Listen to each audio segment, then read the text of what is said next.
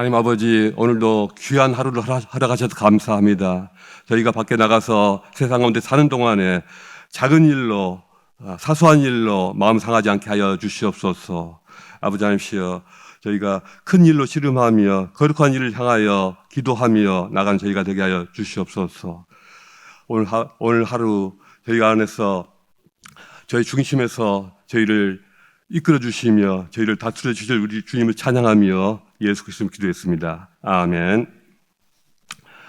자, 오늘 본문은 로마서 14장 1절부터 12절까지입니다. 로마서 14장입니다. 12절까지를 한 목소리로 같이 읽습니다. 믿음이 연약한 자를 너희가 받되 그의 의견을 비판하지 말라. 어떤 사람은 모든 것을 먹을 만한 믿음이 있고 믿음이 연약한 자는 채소만 먹느니라. 먹는 자는 먹지 않는 자를 없인 여기지 말고 먹지 않는 자는 먹는 자를 비판하지 말라. 이는 하나님이 그를 받으셨음이라. 남의 하인을 비판하는 너는 누구냐? 그가 서 있는 것이나 넘어지는 것이 자기 주인에게 있음에 그가 세움을 받으리니 이는 그를 세우시는 권능이 주께 있음이라. 어떤 사람은 이 날을 저 날보다 낮게 여기고 어떤 사람은 모든 날을 같게 여기나니 각각 자기 마음으로 확정할지니라. 나를 중히 여기는 자도 주를 위하여 중히 여기고 먹는 자도 주를 위하여 먹으니 이는 하나님께 감사함이요 먹지 않는 자도 주를 위하여 먹지 아니하며 하나님께 감사하느니라. 우리 중에 누구든지 자기를 위하여 사는 자도 없고 자기를 위하여 죽는 자도 없도다. 우리가 살아도 주를 위하여 살고 죽어도 주를 위하여 죽나니 그러므로 사나 죽으나 우리가 주의 것이로다. 이를 위하여 그리스도께서 죽었다가 다시 살아나셨으니 곧 죽은 자와 산 자의 주가 되려 하심이라. 내가 어찌하여 내 형제를 비판하느냐? 어찌하여 내 형제를 없인 여기느냐? 우리가 다 하나님의 심판대 앞에 서리라. 기록되으되 주께서 이르시되 내가 살았노니 모든 무릎이 내게 꿇을 것이요 모든 혀가 하나님께 자백하리라 하였느니라. 그러므로 우리 각 사람이 자기 일을 하나님께 직고하리라. 아멘. 아멘입니다. 이 말씀을 가지고 사소한 일에 얽매이지 맙시다라는 제목으로 말씀을 나눠보고자 합니다. 우리가 그저께 아침에 묵상한 본문이 이 로마서 12장에서 거짓 없는 사랑을 명령하셨고요. 또 어제 로마서 13장 말씀에서는 남을 사랑하는 자는 율법을 다 이루었다라고 하였습니다. 내 이웃을 내 몸과 같이 사랑하라. 우리가 주님의 이 계명에 대해서는 너무나도 잘 압니다. 그러나 실제로는 어떻게 우리 삶에 이 계명을 적용해야 하는지는 좀 생각이 많이 못 미칠 때가 많습니다. 그래서 오늘 우리가 읽은 이 로마서 14장에서는요, 교회에서 실제로 이런 경우에 이렇게 행하는 것이 사랑일 수 있구나. 우리가 미처 생각하지 못했던 그러한 경우의 예를 들고 있습니다. 자, 여기 교회 안에 두 종류의 사람들이 있습니다. 잘 들어보십시오. 첫 번째 사람들은요, 종교적인 이유로 고기를 먹지 않고 채소만 먹으며 또 포도주도 마시지 않고 어떤 특정한 절기를 매우 중요시하면서 그 날을 지키는 것을 중요하게 여기는 그런 분들인데요. 이런 것들을 어기면 큰일 나는 줄로 압니다. 보기에 따라서는 경건한 것 같기도 하고 또 어떻게 보면은 너무 관습에 얽매인 것 같기도 하죠.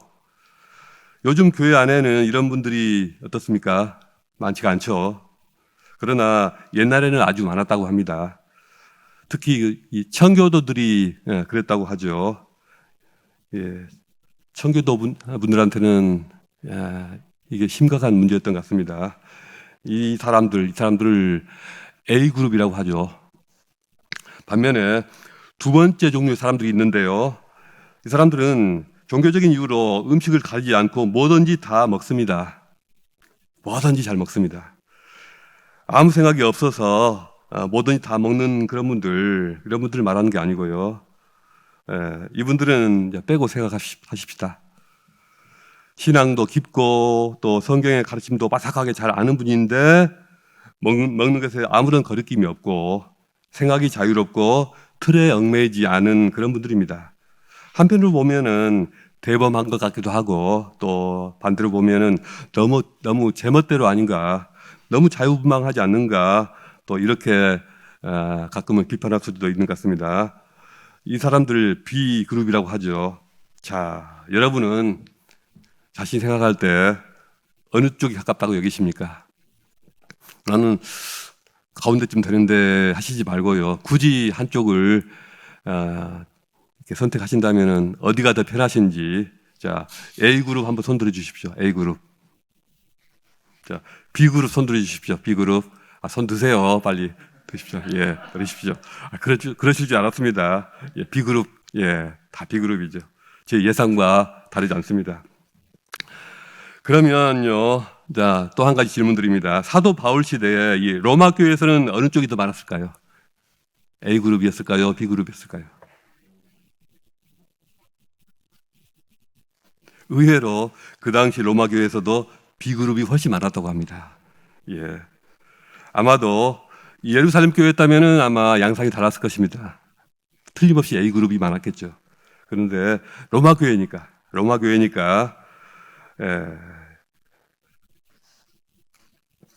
교회에서는 유대인 크리스천들은 소수 아닙니까? 그분들이 A그룹입니다. 그리고 로마인, 헬라인 이분들이 B그룹이라고 할 수 있는데요. 이분들이 다수가 아니었겠습니까? 그러니 B그룹이 훨씬 많을 수밖에 없습니다. 그런데 재미있는 건요, 사도 바울이 이 두 사람들을 지칭함에 있어서 A그룹 사람들을 믿음이 연약한 사람들이다. 글쎄 이렇게 부르는 거예요. 그리고 B그룹 사람들을 믿음이 강한 사람들이다라고 부르고 있다는 사실입니다. 그러니까 사도 바울은 어느 편이냐? 굳이 따진다면은 B그룹의 손을 들어주고 있는 것입니다. 그렇다고 해서 여러분들 중에서 혹시 또 유튜브 보시는 분들 중에서 혹시 나는 소주도 잘 마시고 양도 잘 마시는데 그러면 그렇지 역시 사도 바울도 내 편이야, 이런 분 없으시겠죠. 이렇게 좋아하실 일은 아닌 것 같습니다. 근데 좀 이상하지 않습니까? A그룹에 해당하는 유대인들이 하나님을 알아도 더 잘 알고 더 일찍부터 알았고 더 종교적이고 더 철저하게 믿는 분들 같은데 왜 이분들이 믿음이 연약한 사람들이 된 것일까요? 우리가 얼핏 생각하기로는 반대가 아닐까.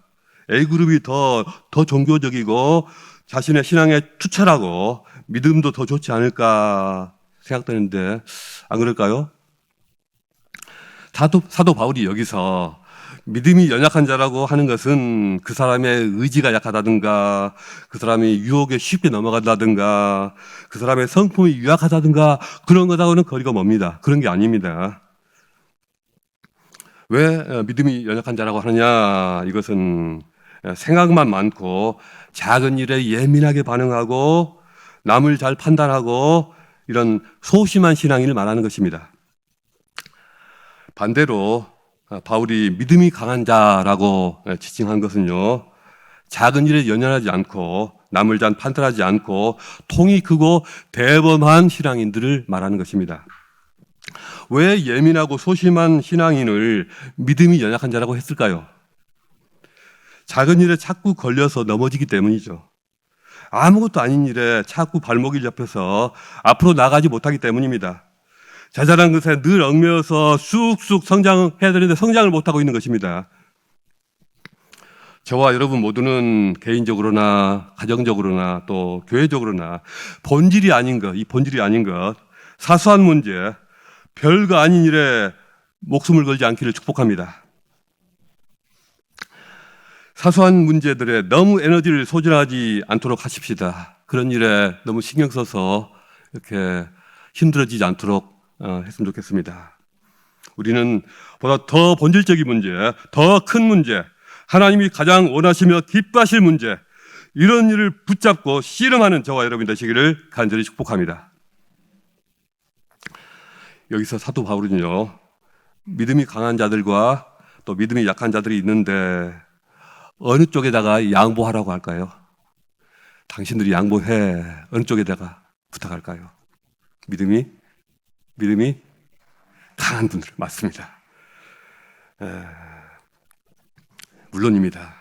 믿음이 강한 분들이 양보해야 합니다. 이것이 하나님 나라의 방식이고 또 교회의 이 방식이기도 합니다. 조금이라도 더 강한 자가 이해하고 양보하고 받아들이는 것이 맞습니다. 주님을 조금이라도 더 체험했고 더 많은 은혜를 받은 사람이 져주는 것이 맞습니다. 강한 자가 약한 자를 이렇게 억지로 그냥 바꾸려 들고 자꾸 가르치려 들고 해서는 절대로 달라지지가 않아요. 믿음이 약한 분이라고 순순히 그대로 따라올까요? 천만의 말씀입니다. 자, 얼마 전에 우리 담임 목사님께서 설교 중에 이런 말씀하셨지요. 교인들이 담임 목사 말을 거의 안 듣는다. 하물며 누구 말을 듣겠느냐? 기억나십니까? 오죽 답답했으면 이런 말씀을 하시겠습니까? 그 양반이 자신의 생각을 억지로 내세우거나 밀어붙이지 않습니다. 결코 그러지 않습니다. 오히려 양보하고 다른 분들의 의견을 더 듣고 더 존중하고 약한 분들의 말도 귀담아 듣고 이렇게 하시니 해운교회가 지금까지 이렇게 가족 공동체로 건강하게 성장해 온 것이 아니겠습니까? 제가 틀렸나요? 아멘입니다. 아멘. 사도 바울도 로마교회에 있어서 믿음이 강한 다수에게 이렇게 부탁하고 있는 것입니다. 너희가 한 발 물러서라. 너희 뜻대로만 하려 하지 말고 그들을 충분히 존중해라. 우리 세움교회 중심 가치 중에 이런 것이 있죠. 일 중심이 아니라 사람 중심으로. 오늘 성경 말씀이 바로 이것입니다. 성경은 이렇게 말씀하고 있습니다. 더 메시지 버전, 좀 길지만 제가 읽을 테니까요. 집중해서 들어보십시오. 여러분과 생각이 다른 동료 신자들을 두 팔 벌려 받아들이십시오. 여러분이 동의할 수 없는 말과 행동을 한다고 해서 그때마다 그들을 나무라지 마십시오. 주장은 강하나 믿음이 약한 사람들, 그 사람들 경우도 마찬가지입니다. 그들이 살아온 길이 여러분과 다르다는 사실을 기억하십시오. 그들을 부드럽게 대해 주십시오. 어떤 사람은 뭔가 아는 바가 있어서 신자는 식탁에 차려진 것이라면 무엇이든 먹을 수 있다는 확신을 가지고 있습니다. 반면에 또 어떤 사람은 다른 배경을 가졌던 관계로 신자는 채식만 해야 하는 것이 아닌가라고 생각할 수 있습니다. 그러나 두 사람 모두 그리스도의 식탁에 초대받은 손님입니다. 만일 그들이 상대가 무엇을 먹는지 혹은 무엇을 먹지 않는지를 두고 서로 비난의 열을 올린다면 이는 참으로 무례하기 그지없는 일이지 않겠습니까? 그 두 사람을 식탁에 초대하신 분은 하나님이시기 때문입니다. 손님인 여러분에게 손님 명단에서 누구를 지워버리거나 하나님의 환대에 간섭할 권한이 있겠습니까? 바로잡아야 할 것과 익혀야 할 여절이 있다면 하나님이 알아서 하실 것입니다. 생각이 다르고 주장이 다르면 양쪽 모두 나름의 이유가 있을 것입니다. 각자 자신의 방식이 있습니다. 중요한 것은 이것입니다. 어떤 날은 거룩한 날로 지킨다면 하나님의 영광을 위하여 그렇게 하십시오. 고기를 먹는다면 하나님의 영광을 위하여 그렇게 하고 갈비를 주신 하나님께 감사하십시오. 채식주의자라면 하나님의 영광을 위하여 채식을 하고 브로콜리를 주신 하나님께 감사하십시오. 이런 문제에 있어서 자기 마음대로 행동해도 괜찮은 사람은 아무도 없습니다. 우리는 서로에게가 아니라 하나님께 답변할 책임이 있습니다. 우리는 태어나서 죽을 때까지 우리가 행한 모든 일에 대해서 그분이 부르시면 답변할 책임이 있습니다. 예수께서 사시고 죽으시고 살아나신 이유가 바로 이것입니다. 우리가 살고 죽는 모든 일에 대해서 우리의 주가 되셔서 우리가 우리들끼리 서로에게 발목을 잡고 억압하고 힘들게 하는 일들로부터 우리를 자유케 하시기 위함입니다. 그러므로 형제를 비판하는 여러분, 지금 무엇을 하는 것입니까? 자매 앞에서 잘난 척하는 여러분은 지금 무엇을 하는 것입니까? 여러분은 스스로 어리석은 사람, 아니 그보다 못한 사람이 되고 있을 뿐입니다. 결국 우리 모두는 다 하나님을 뵐 때 심판대 앞에 나란히 무릎 꿇게 될 사람들입니다. 그러므로 여러분은 여러분 일에 전념하십시오. 하나님 앞에서 여러분 자신의 삶만으로도 여러분은 이미 할 일이 많습니다. 성경이 이렇게 우리에게 가르치고 있는 것입니다.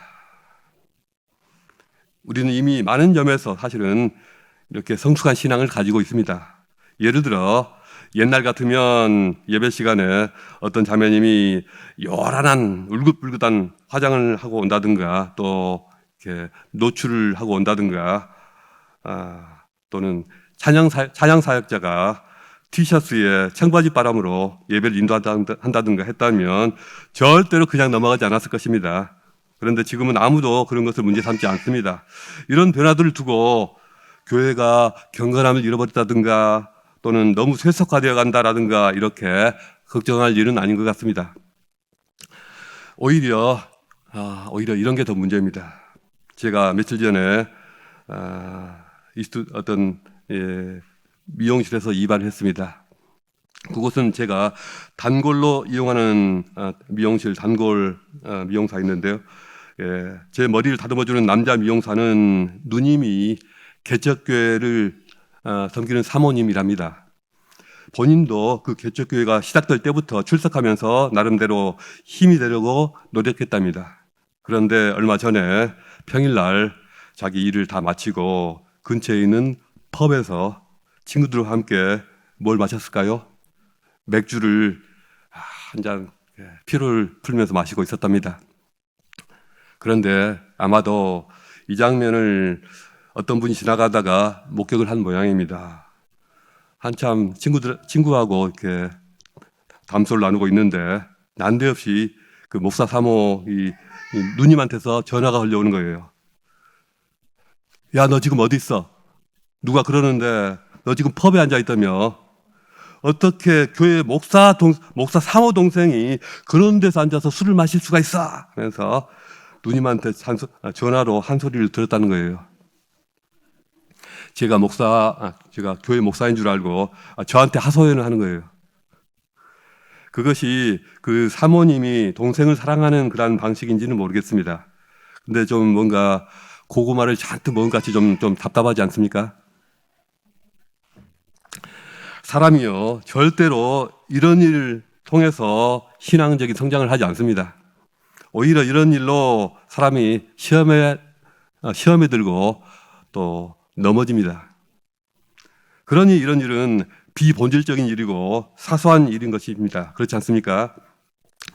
누군가를 신앙적으로 이끄는 일에는 정말 지혜가 필요합니다. 성급하게, 미숙하게 아무 말이나 해서는 안 됩니다. 주님의 말씀입니다. 누구든지 나를 믿는 자는 이 작은 자들 중 하나라도 실족하게 하면 차라리 연자 맷돌이 그 목에 매여 바다에 던지는 것이 나으리라. 마가복음 9장 42절입니다. 이 말씀에 비춰보건대 우리에게 요청되는 것은 내 감정에 치우친 한마디가 아니라 오히려 내가 희생하고 이해하고 배려하는 것입니다. 예를 들어 이런 것입니다. 내가 예수 믿는 크리스찬이다. 그러나 내 양심과 성경의 가르침에 비춰보건대 포도주 한 잔 정도 마시는 것은 전혀 문제될 것이 없다. 그런데 내가 술을 마시는 것이 누군가에게 문제가 된다고? 나 때문에 실험에 들었다고? 그렇다면 차라리 내가 평생 포도주를 입에 대지 않겠다. 정말 쉽지 않은 결단이고 아무나 할 수 없는 그런 행동이겠습니다. 그러나 오늘 성경 말씀의 요지는 바로 이것이 진정한 사랑이라는 것입니다. 반평생을 피워오던 담배인데 자식 때문에 끊었다는 분들이 있습니다. 내가 좋아하는 것이지만 사랑하는 내 자녀가 그렇게 싫어하니 내가 힘들더라도 끊겠다는 것이죠. 이런 의미에서 볼 때 포도주 한 잔 마시는 것은 하나님 앞에서 전혀 문제가 없다는 나름의 확신 속에서 자유를 만끽하는 그러한 신앙인도 훌륭합니다. 그러나 그런 복음의 자유를 충분히 알면서도 형제자매의 양심에 상처를 주지 않으려고 스스로 절제하는 신앙인이 있다면 훨씬 더 성숙한 신앙인이 아닙니까? 이 같은 모습이 성경이 말씀하는 진짜 사랑이라는 것입니다. 사랑은 내게 상대를 굴복시킬 만한 충분한 힘이 있음에도 불구하고 내가 절제합니다. 내가 당장이라도 뭔가를 보여줄 수 있음에도 불구하고 참고 기다릴 줄 압니다. 사랑은 지금 당장 뭔가 결판을 내려고 조급하게 굴지 않고요. 사소한 일로 상대를 지치게 하지 않고요. 오히려 긴 호흡을 가지고 멀리 보면서 가장 중요하고 가장 본질적인 것으로 그 사람을 이끌고 가는 것입니다. 이와 같은 성숙한 신앙으로 여러분의 자녀와 이웃과 신앙의 동료들을 성장시키는 여러분이 되시기를 주님의 이름으로 축복합니다. 기도하겠습니다. 하나님, 저희가 성급한 마음에, 조급한 마음에 사랑하는 이들을 시험에 빠뜨리지는 않았는지요? 내가 뭔가를 가르쳐 주겠다고 섣부르게 덤벼든 적은 없었는지요?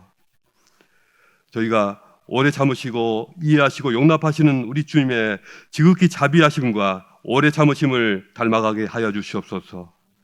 저희가 사소한 일은 내버려둘 줄 알고 덮어줄 줄도 알고 중요한 일을 붙들고 견디며 기다릴 줄 아는 성숙한 신앙이 되게 하여 주시옵소서. 감사드리며 예수 그리스도 이름으로 기도했습니다. 아멘. 오늘 말씀을 묵상하시면서 자유롭게 기도하시다가 돌아가시겠습니다.